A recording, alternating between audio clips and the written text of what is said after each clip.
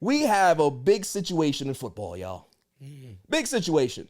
The Arizona Cardinals gave Kyler Murray a $230 million contract. I spoke about this. Was it last week, Chloe? Was it the week before? It was last week. Yeah, it was last week.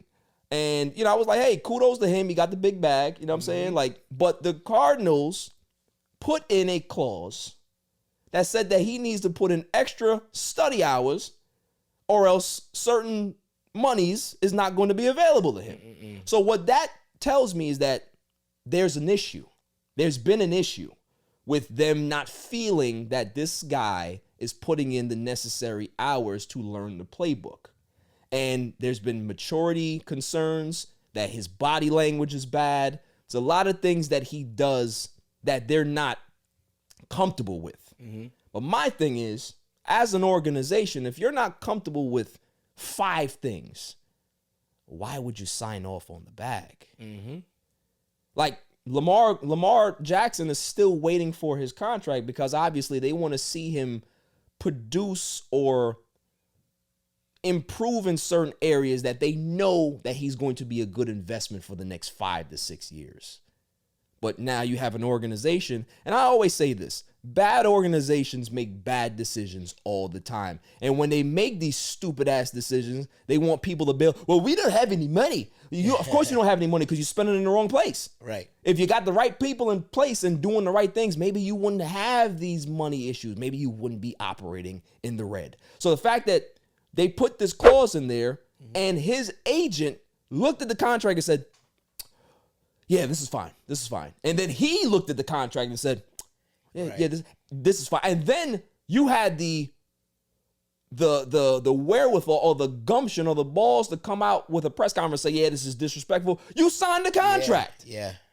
So you knew it was in there, but now there's backlash about it, and now there's a problem. What's your thoughts on that? And it's cool that you started with the TikToks and the trolls and stuff because it shows like the media influence on people. Exactly. Know? So yeah, one, you signed that, so you saw that. Right. And you still went along with it. Still went along with it. Now that it's out in the open and now you might be a little embarrassed. Exactly. You know what I'm saying? Yep. Now you want to have like this press conference and be all like, hey, yo, this is an outrage. Right. But it's stupid. On the Cardinals organization, it was very stupid. But it made me think what happened for them to think this. Now you talk about body language or maybe a comment that he said in the past. But like this guy is top tier, right? He's a good quarterback, yes. But if you have concerns about him, why should you feel forced to give him money that you're not comfortable giving him? I don't understand that. He's still on a contract for what, 2 years or 3 years before the deal is even up. So you need to say to him, listen, we want to give you this bag, but we have to see certain things happen before we decide to sign off on it. So, not put in these dumbass clauses. Right. Yeah, don't they have trainers that work on like specific things that you're supposed to be working on? I mean, listen, there's no trainer out there to work on your maturity. You know what I mean? That's something that comes within you. Like there's some people that are built to lead, and there's people that are built to follow. Give them a mentor. Right. Give them a mentor. Maybe they don't have one. It's a dumpster fire organization. They don't have anybody. Maybe they can call Kurt Warner and say, get your shit together. Like Kurt Warner was there. So yeah, call Kurt and tell him this is how you're supposed to act. This is what you're supposed to do. Because my thing is, all right, if they have concerns about his study habits, they can't be that bad if he's gotten some success in the NFL. That's what I'm saying. He's not illiterate. Like, yeah, I mean, they've improved every year that he's been here, right? They won 5 games his first year. I think they won 8 games the second year and 11 games last season. So he's doing well. He made the Pro Bowl 2 out of 3 years. So if this is a kid that's doing that without studying, maybe when he does study, we're talking about one of the best quarterbacks in football for a long time, right? You see, that's what I have a problem with. Maybe they just afraid of the magical black kid. There you go. Know what I'm saying? There you go. Listen, I don't want to be that guy, but you're that guy on the couch today. You go ahead. I don't think anybody's talked about it, but like, yo, you look at him, it's like he looks like Allen Iverson, right? Like he got the braids, he's got short, do-rag on. You know what I mean? He played Call of Duty, assumingly. They all do. They all do. Of course they do. They're kids, right? But like, like, I don't know, like for somebody to put in this once in a lifetime clause about like you studying, I don't know, man. It sounds like discrimination. Now, segueing into that, here's the bomb that I'm gonna drop on you, because I know that you're the perfect person to actually go into this. This is gonna be something. The black quarterback criticism has always been that we don't process information well. This is why black quarterbacks weren't a thing back in the day. I remember back with the Washington Redskins when they drafted Doug Williams. Doug Williams was the first black quarterback to win a Super Bowl. And this is a guy that had tremendous arm strength. He was a great quarterback coming out of college. And GMs passed on him. Why? He wasn't a rushing quarterback at that time. He was a drop back in the pocket, what you are looking for for a quarterback. All the metrics. And they said no. And there was a couple of executives or GMs or people, and they asked them, they said, well, why don't you want him? Like, what's the problem with him? I don't think they, I can't remember the verbiage, but it's basically saying that they don't compute or they don't process information well to be a quarterback. They can run the ball, they can be linebackers and hit people, but to play the most important position on the field, nah, not so much. Right? So this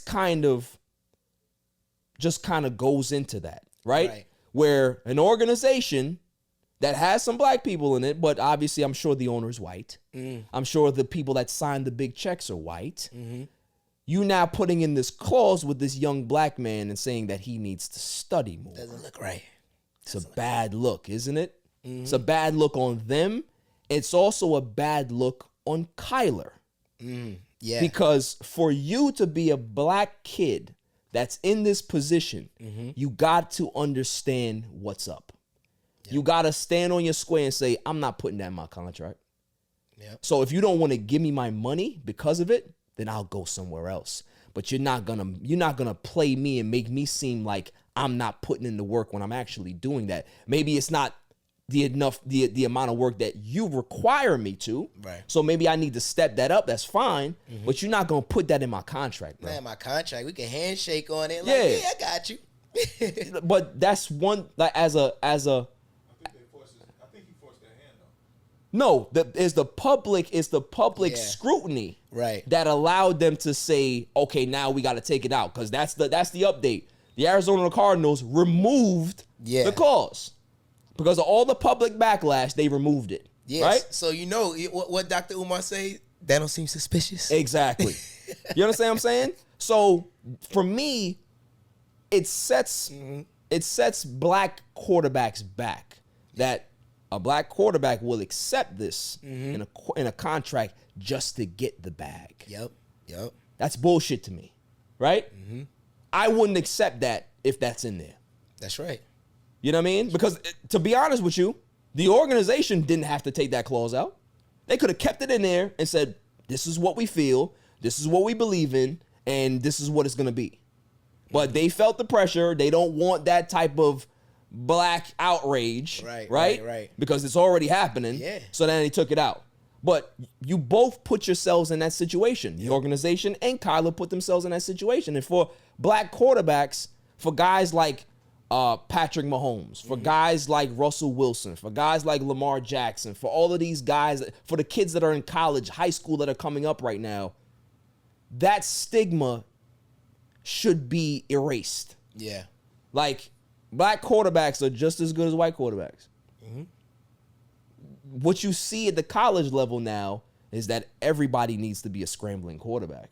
No matter if they're white or black, they need to be able to extend plays and keep the play going, right? So you can't feel one way, but then accept the kid one way, right? You're going to draft him. That's who he is. Do what you need to do as an organization to help him.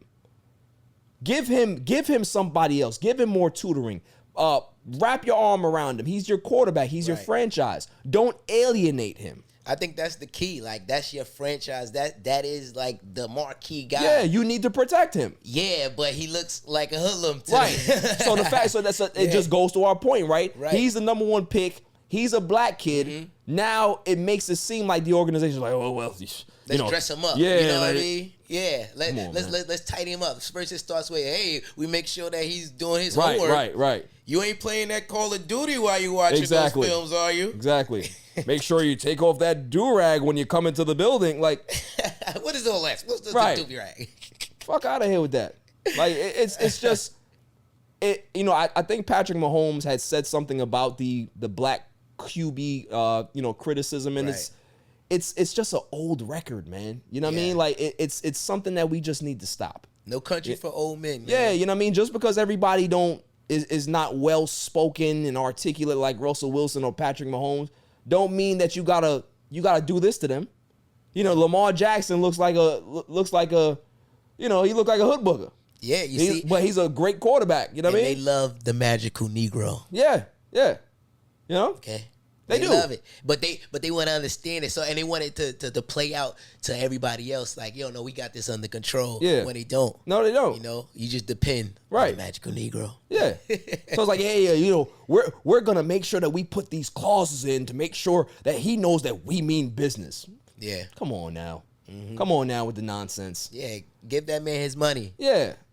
But at the same time, Kyla, you need to do better. Yes, that's You right. need to understand the situation that you're in, the influence that you have as a quarterback. Even if you don't want to be a role model, you are a role model. Kids are looking at you. Kids that are 5'8", 5'9", that never thought that they can be quarterback, now can think that they can be a quarterback in the NFL because of you. Do better. Right. So you're now inspiration for those kids that believe that they can't play that position. And if you don't, put yourself in a context or prop yourself up like this franchise quarterback and stand on your square, those kids don't have a shot. That's right. We are worthy, kids. Yeah. We are worthy. They don't have a shot. So you got to make sure that you protect them as well as yourself. That's right. Message. That's right. Message. You know what I mean?